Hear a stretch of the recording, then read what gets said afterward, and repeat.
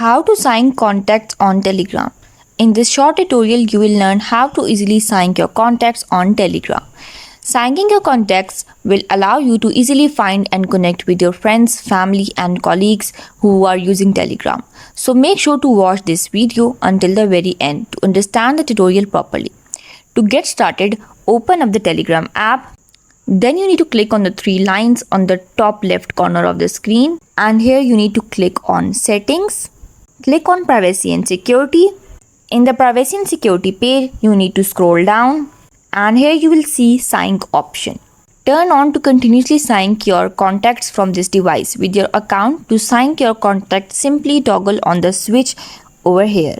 And now the Telegram app will sync your contacts. So that wrap up this tutorial. If you have any question about the whole process, please let me know in the comment section below. And if the video helped you out, please give it thumbs up and subscribe to our YouTube channel for more tutorials like this. Thank you for watching this video.